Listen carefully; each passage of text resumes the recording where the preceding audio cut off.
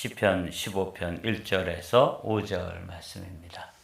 아주 짧은 시인데 오늘은 주의 장막에 머무를 자라는 제목으로 하나님 말씀 나누도록 하겠습니다. 오늘 시편 15편도 다윗의 시입니다. 1절 말씀 함께 읽어보죠. 새 번역으로 오늘은 좀 올려보았습니다. 함께 읽겠습니다. 주님, 누가 주님의 장막에서 살 수 있겠습니까? 누가 주님의 거룩한 산에 머무를 수 있겠습니까? 시편 15편은 아주 짧은 시편인데 1절에서는 질문으로 시작하고 2절부터 5절까지 그 질문에 대한 답이 주어지고 5절 맨 마지막에는 그렇게 사는 사람들에 대한 약속 또는 축복이라고 보여져요. 그러니까 이렇게 세 단락으로 이루어진 거죠. 질문과 대답과 그 대답의 조건들을 질문에 대한 답을 주시고 그 답에 대한 조건들을 만족시키는 사람들에게 주시는 약속. 이렇게 이제 되어 있어요. 여러분, 오늘 질문이 뭐냐면 누가 주님의 장막에서 거할 수 있겠습니까? 누가 주님의 거룩한 산에 머무를 수 있겠습니까? 이렇게 이제 질문을 주어졌어요. 오늘 시편 15편은 원래 히브리인들이 1년에 3번씩 예루살렘 성전에 올라가서 여호와 하나님께 자신을 보여야지만 그 백성된 의무를 다하는 것입니다. 출애굽기 34장에 보면 이렇게 기록되어 있어요. 77절 곧 맥주의 초실절을 지키고 새말에는 수장절을 지키라. 너희의 모든 남자는 매년 3번씩 주 여호와 이스라엘의 하나님 앞에 보일지라. 주 여호와 이스라엘 하나님 앞에 1년에 3번씩 보여야 되는 것이죠.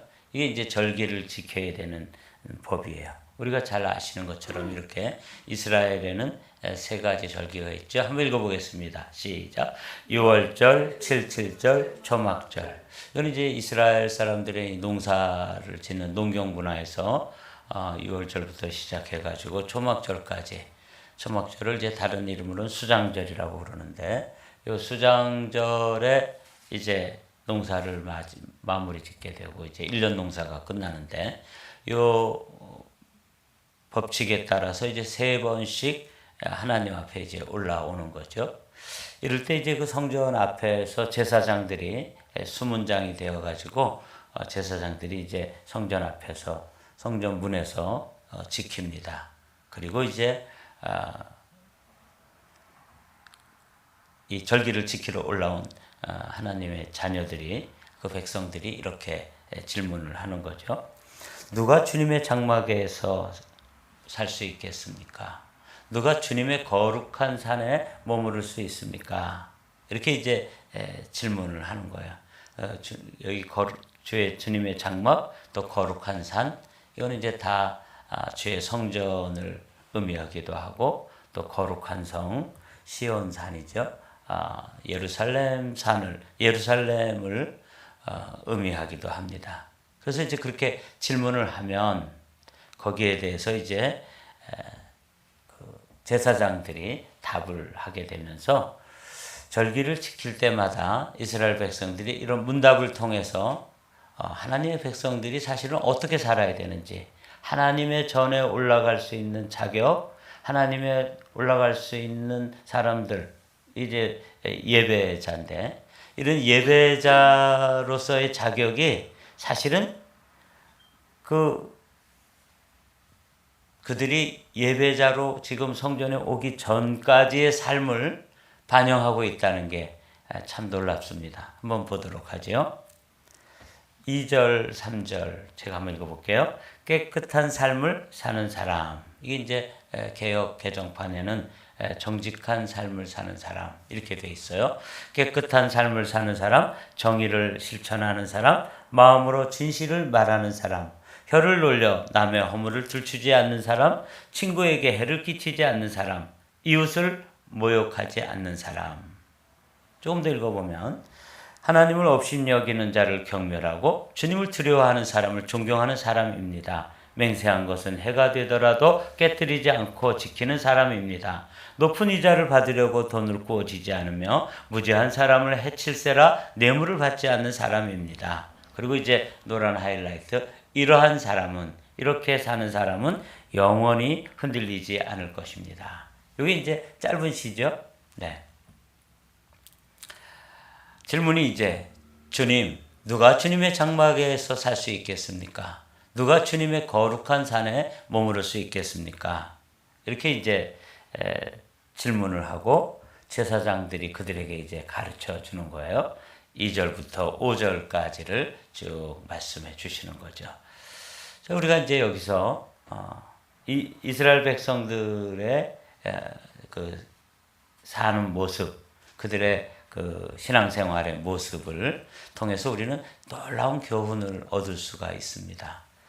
먼저 여기에 디테일한 어떤 내용들을 우리가 살펴보기 전에 살펴봐야 될 게 뭐냐면, 예배자로 산다 하는 것이 어떤 의미가 들어있냐면, 요 주의 성전에 올라와서 지금 이스라엘 사람들이 1년에 3차례씩 와서 자신을 하나님께 보여야 되는 것이 이제 율법의 요구 조건인데, 그 예배자로 서게 되는 그 순간만 예배자가 되는 게 아니라 그 성전에 올라와서 하나님 여호와 앞에 자신을 보이게 되는 그 시점 이전의 삶, 이게 이제 아주 중요한 것이죠.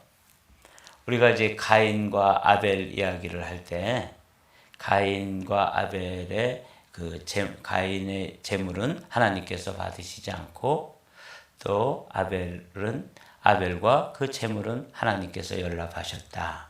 그러는 창세기의 일화를 우리는 잘 알고 있습니다. 근데 여기서 중요한 게 뭐냐면, 가인과 그 제물을 하나님께서 받지 않으신 거예요.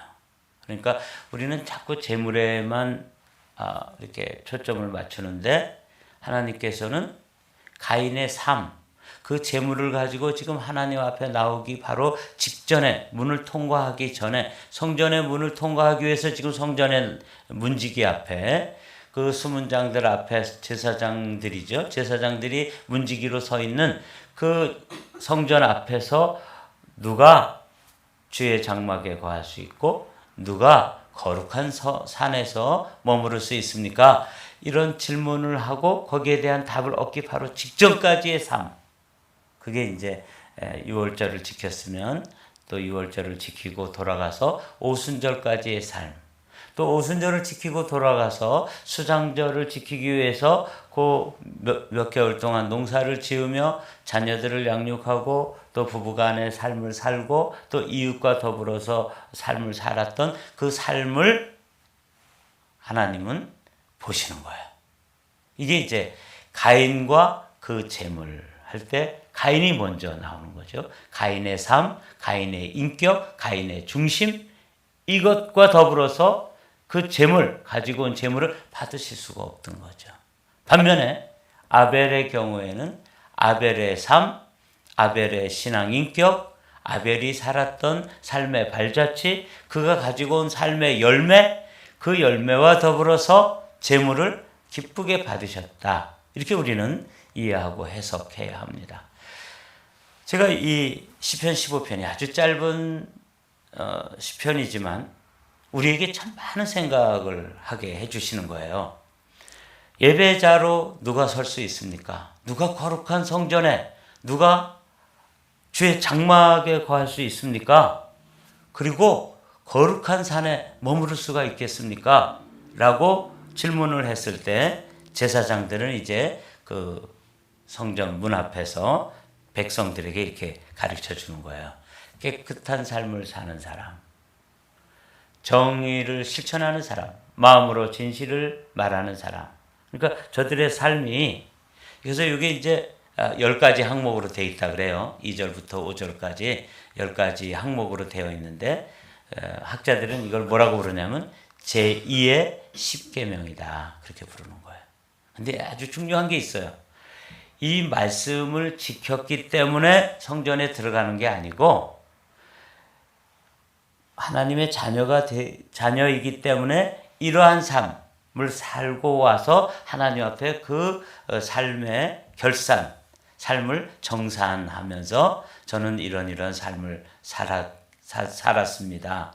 너희들은 이런 삶을 하나님의 자녀이기 때문에 살아야 된다. 이렇게 제사장들이 이제 가르쳐 준다는 거예요. 정직한 삶을 산다, 깨끗한 삶을 산다는 것은 삶에 흠이 없는 것을 말하는 거예요. 공의를 실천한다는 것, 정의를 실천하는 사람이라고 말했는데 이거는 하나님의 뜻과 이 성도들의 뜻이 늘 일치되어서 한 방향으로 가야 된다는 것을 의미하는 거예요. 그러니까 하나님은 여러분들이 아시다시피 뜻을 변개하지 않는 하나님이십니다. 하나님은 우리가 좀 시중의 언어로 표현하면 고집이 만만치 않으신 분이에요. 하나님이 딱 뜻을 정하면 그 뜻을 절대로 돌이키지 않는 분, 하나님이에요. 그런데 우리도 고집이 좀 있죠? 우리도 자기 주장이 있고 고집이 있잖아요. 그래서 하나님의 주장과 나의 주장이 충돌하고 하나님의 고집과 나의 고집이 충돌하면 누가 이겨요? 하나님이 이기십니다. 하나님이 언제나 이기셔요. 그래서 여기 깨끗한 삶을 사는 사람, 정의를 실천하는 사람 이럴 때 내 뜻을 내려놓는 거야.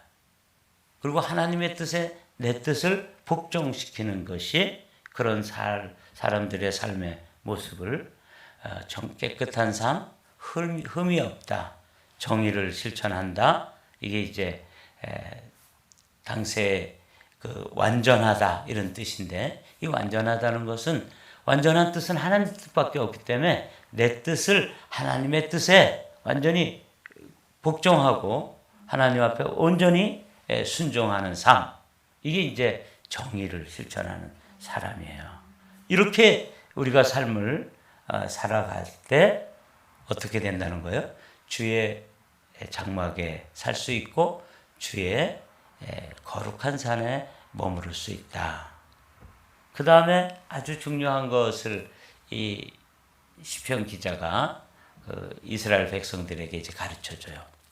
이 예배자라고 하는 것이 이제 성전에 들어가면 입술로 찬양을 하고, 그렇죠? 하나님 앞에 입술로 기도하고 그래야 되는데 여기 보면 마음으로 진실을 말하는 사람, 혀를 놀려 남의 허물을 들추지 않는 사람, 친구에게 해를 끼치지 않는 사람, 이웃을 모욕하지 않는 사람. 이게 다 뭐와 관련되어 있어요? 언어와 관련되어 있어요. 우리의 입술, 우리의 혀, 우리의 언어가 예배자로 서기 직전의 삶, 그게 이제 2, 3개월 동안 농사를 짓고 또 가정생활을 하고 또 이웃과 더불어 사회생활을 하는 그 이스라엘 백성들에게 아주 중요하게 요구하는 게 뭐냐면 언어 생활입니다. 혀를 놀려 남의 허물을 들추지 않고 친구에게 해가 되는 말 하지 않고 이웃을 모욕하지 않는데 그걸 한마디로 말하면 마음으로 늘 진실을 말하는 사람이다. 그래서 참 예배자가 허물이 없이 하나님의 뜻에 완전히 순종할 뿐만 아니라 이 언어 관리, 영성 관리는 엄밀한 의미에서 언어 관리인데 이 10가지 항목 중에서 이 언어와 관련된 것, 예배자로 서기 위해서 사실은 우리의 언어가 얼마나 정결해야 되고 언어가 얼마나 순화되어야 되고 얼마나 믿음의 말, 긍정의 언어, 그리고 이웃을 세워주는 말, 또 축복하는 말, 미래를 열어주는 말, 이런 말들을 해야지만, 그런 말들을 하다가 주님 앞에 와야지만 그 사람이 뭐가 된다는 거예요? 예배자가 된다는 거예요. 여러분, 지금 오늘 우리가 나누는 말씀이 뭐냐면 주일 예배를 드리고 요 성전, 이 교회의 문을 나가서 그리고 엿새 동안의 삶 속에서 우리가 어떤 삶을 살아야지만 그 다음 주에 예배자로 왔을 때 그 예배자가 하나님 앞에 연락이 되어지고 하나님 앞에 받아들여지는지에 대해서 우리에게 들려주시는 말씀이에요. 그러니까 이 말씀은 아주 짧지만 10가지 항목으로 답을 하고 있는데 이걸 학자들은 제2의 십계명이라고 말한다고요. 근데 이렇게 지켜서 구원받는 게 아니라 구원받은 자이기 때문에 예배자로서 하나님 앞에 어떤 삶을 살아야 되는지를 보여주는 거예요. 아주 흥미로운 시편입니다. 그래서 야, 이거 참 놀랍다. 이런 마음으로 이 말씀을 묵상했어요. 4절, 5절도 마찬가지입니다.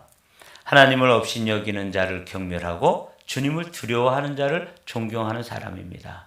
맹세한 것은 해가 되더라도 깨뜨리지 않고 지키는 사람입니다. 이 4절 말씀이 우리가 어떻게 하나님의 사람들, 이 사람들과의 관계에서 어떤 모습으로 인간관계를 해야 되는지, 어떤 가치 기준, 어떤 가치관을 가지고 삶을 살고 삶을 경영해야 하는지 보여주는 아주 중요한 구절입니다. 하나님을 업신여기는 자를 경멸한다. 그러니까 어떤 사람을 이렇게 이제 대할 때 그 사람이 정말 하나님을 두려워하고 하나님을 경외하는 사람에 대해서는 같이 존경해주고, 그런데 하나님을 대적하고 하나님을 무시하고 하나님을 없이 여기고 경멸한다는 말 아시죠? 경이라는 말은 가볍게 여긴다 그런 말이에요. 멸은 look down 하는 거예요. 이렇게 멸시하는 거죠. 시라는 게 보는 거잖아요. 아주 우습게 보는 거예요. 그러니까 하나님을 우습게 보는 사람에 대해서는 우리도 어떻게 하는 거예요? 아, 나도 너를 인정하지 않아. 이런 가치관을 가지고 인간관계를 하는 거예요. 그 사람의 지위가 높든 낮든 하나님 아주 정말 홈리스 같은 사람을 만나도 그 사람이 하나님을 두려워하고 하나님을 경외하고 하나님에 대해서 완전히 이 월십하고 있는 그런 그 중심의 사람을 만나면 우리가 그 사람이 사회적으로 아주 무시할 만하고 또 뭐 정말 카운트하지 않아도 될 만한 그런 존재라 할지라도 우리는 그분 안에 있는 하나님, 그분이 붙들고 있는 진리, 그분이 살고 있는 삶의 그 모습을 보면서 존경한다는 거예요. 반면에 사람이 아무리 지위가 높고 부하고 뭐 이럴지라도 하나님을 경멸, 아주 가볍게 여기고 없이 여기고 또 무시하고 하나님 뜻과는 반대되는 그 삶을 사는 사람에 대해서는 우리는 가치를 두지 않는다. 이게 이제 예배자들이 가져야 될 소중한 가치관이에요. 뿐만 아니라 맹세한 것, 서약한 것은 내가 해가 되더라도 깨뜨리지 않고 지키는 사람입니다. 사실 서약은 그 서약이라든지 약속이라든지 또 맹세라든지 이게 앞으로 어떻게 될지 모르고 우리는 계약을 하게 되죠. 그 중에 대표적인 게 이제 결혼 서약이에요. 그런데 여기 보면 결혼을 하고 나서 이렇게 보면은 이거 내가 잘못했구나. 이 사람이 아닌가 봐요. 이럴 정도로 해가 되는 경우도 있고 정말 후회되는 경우도 있고 그렇죠. 이 결혼 생활뿐만 아니라 실제 이제 인간관계 속에서 약속한 것, 이게 나에게 아주 심각한 해를 가져오는 그런 경우라 할지라도 어떻게 한다고요? 하나님 앞에서 한 맹세이기 때문에 그것들을 깨뜨리지 않고 지키는 사람. 이게 이제 예배자의 또 다른 삶입니다. 5절에서는 우리가 이제 자본주의 사회를 살아가면서 조금 아주 100% 적용하기에는 쉽지 않은 말씀이에요. 높은 이자를 받으려고 돈을 부어주지 않으며 무죄한 사람을 해칠세라 뇌물을 받지 않는 사람입니다. 그런데 이 뇌물의 경우에 지금 그 한국에서 이제 크게 무슨 대장동 사건이니 무슨 천하 뭐 동인이니 뭐 하여튼 뭐 이런 일들이 다 이 부정한 재물에 관한 문제가 지금 대통령 후보로 나왔던 사람과 연관되어서 지금 막 땅에다 묻어뒀던 폭탄들이 터지는 것처럼 이곳저곳에서 지금 폭로가 이루어지고 폭탄처럼 터지고, 그래서 그게 이제 사회의 큰 이슈거리가 되어 있지 않습니까? 사랑하는 성도 여러분, 근데 이게 하나님 없이 참된 예배자로 하나님과 동행하는 삶을 사는 사람들은 이렇게 살 수가 없다는 거예요. 무죄한 사람을 해칠세라 뇌물을 받지 않는 사람, 또 불의한 재물에 대해서 손을 대지 않는 거죠. 이게 이제 성도의 삶의 10가지 모습이에요. 우리가 뭐 한 가지 한 가지를 다 10가지를 또 이렇게 아주 상세하게 나눌 수 있지만, 오늘은 이런 말씀으로 이제 묵상하면서 하루를 시작합니다. 맨 마지막 노란 하이라이트 다 같이 읽어볼까요? 시작. 이러한 사람은 영원히 흔들리지 않을 것입니다. 이렇게 이제 제사장들이, 그러니까 이제 이거는 그런 절기를 통해서 하나님의 말씀을 하나님의 백성들에게 가르쳐 주는 거예요. 그러니까 참 유대인들의 이 교육 방식은 정말 대단한 거죠. 정말 지혜로운 방식으로 그들이 절기를 지키러 올라오면 질문을 하도록 하는 거예요. 누가 주의 장막에 거하고 살 수 있는 사람이 누구입니까? 누가 거룩한 산에 머무를 수 있겠습니까? 이렇게 질문하면 제사장들이 사실은 그들이 예배자로서의 삶을 돌아볼 수 있도록, 자기를 돌아볼 수 있도록 이 10가지를 하나하나 가르쳐주고, 그들이 정직하게 살아야 되는 삶, 또 정의롭게 살아야 되는 삶, 또 언어 생활은 어떻게 해야 되는 것, 또 하나님을 경외하는 사람과 하나님을 경멸하는 사람 사이에서 어떤 가치관을 가지고 인간관계를 해야 되는지, 그리고 약속에 대해서, 그리고 재물에 대해서, 불의한 재물, 또 뇌물, 이런 것에 대해서는 어떻게, 그것이 뭐 아주 매혹적이라 할지라도 거기에 대해서 어떻게 노할 수 있어야 되는지에 대해서 가르쳐 주는 거예요. 그럼 이제 성전에 들어가서 제사를 하고 또 절기를 지키고 또 어떻게 되는 거예요? 예배자로 이제 출발하는 거죠. 이게 이스라엘 사람들의 삶의 패턴을 시편 15편에서 보여주고 있어요. 사랑하는 성도 여러분, 이 패턴이 동일하게 우리 주일을 지키고, 주일을 지키러 올 때 우리도 사실은 성전 문 앞에 설 때 이런 질문을 해야 되는 것이죠. 하나님, 제가 이 예배자로서 이 거룩한 공간에, 교회에 제가 지금 발을 들여놓게 됐는데 이 예배당에 들어갈 자가 누구겠습니까? 여기에 머물러서 찬양하고 기도할 수 있는 제가 자격 조건이 무엇입니까? 이렇게 물으면 여기에 나와 있는 10가지를 또 우리가 이렇게 암송하면서 자기 자신을 돌아보게 되고, 그리고 이제 그 예배가 마쳐진 후에 또 한 주간을 출발하고 또 하루를 출발하면서 또 이 말씀대로 내가 언어 생활은 어떻게 해야 되고, 내가 이 인격은 어떻게 해야 되고, 또 인간관계 속에서 하나님을 중심으로 해서 하나님을 경외하는 사람에 대해서는 어떻게 내가 존경을 해야 되고, 하나님을 경멸하는 사람에 대해서는 내가 어떤 가치관을 가지고 그들을 대해야 하는지, 재물에 대해서는 어떻게 해야 되는지, 이렇게 상세하게 어떤 기준을 가지고 이제 삶을 살았던 거예요. 이 말씀을 이제 매 그 절기마다 성전에 올라올 때 그 성전 문에서 제사장들에게 이렇게 교육을 받고 이 말씀을 상고하고 묵상하면서 이제 예배자로 서고, 또 예배를 마친 후에 하나님과 동행하는 예배자로 살도록 이렇게 가르쳤던 게 이제 유대인들의 삶인데, 저는 이 말씀을 이제 이런 그 순환, 이런 반복이 멈춰지는 순간이 있을 거라고 생각해요.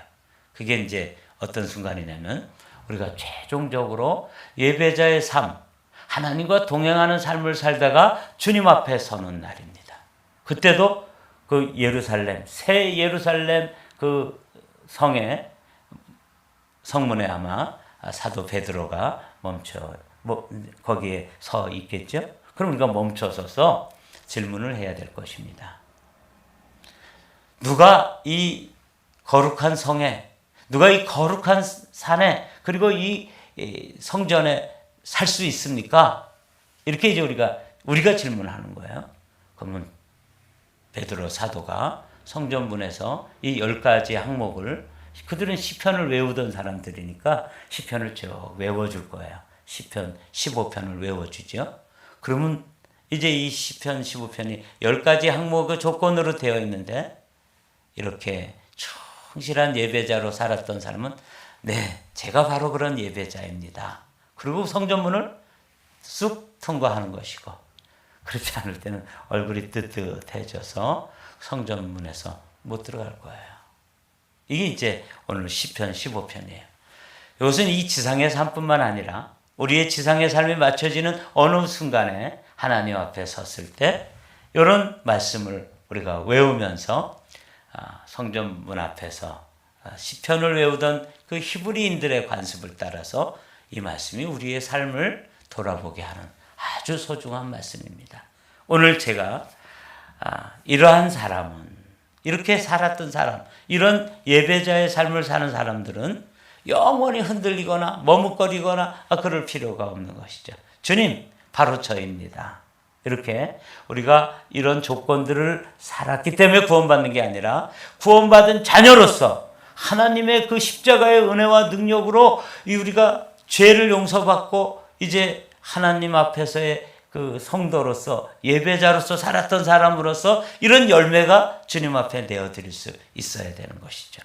사랑하는 성도 여러분, 이 너무 짧기 때문에 1절부터 우리 천천히 그 뜻을 생각하면서 우리가 이제 성전문 앞에 서 있다고 이렇게 생각을 하고 한번 읽어보겠습니다. 다 같이 읽겠습니다. 시작. 주님, 누가 주님의 장막에서 살 수 있겠습니까? 누가 주님의 거룩한 산에 머무를 수 있겠습니까? 성전 문지기의 대답이에요. 시작. 깨끗한 삶을 사는 사람, 정의를 실천하는 사람, 마음으로 진실을 말하는 사람, 혀를 놀려 남의 허물을 들추지 않는 사람, 친구에게 해를 끼치지 않는 사람, 이웃에게 모욕하지 않는 사람, 하나님을 업신여기는 자를 경멸하고 주님을 두려워하는 사람을 존경하는 사람입니다. 맹세한 것은 해가 되더라도 깨뜨리지 않고 지키는 사람입니다. 높은 이자를 받으려고 돈을 구워주지 않으며 무죄한 사람을 해칠세라 뇌물을 받지 않는 사람입니다. 제가 읽어볼게요. 노런 하이라이트. 이런 사람은 영원히 흔들리지 않을 것입니다. 너무 귀한 말씀 오늘 아침에 나눴는데, 이 말씀 오늘 좀 이렇게 유튜브에 나오거나 또 여러분 그 핸드폰에서 성경 구절을 찾아가지고 여러 번 읽으면서 성전 문 앞에서, 이게 말하자면 시험 문제예요. 그러니까 여러분들이 잘 익혀두시고 암송하시고, 그리고 이 말씀을 따라서 우리도 우리의 삶이 이런 열매로 맺어지게 되시기를 주님의 이름으로 축복합니다.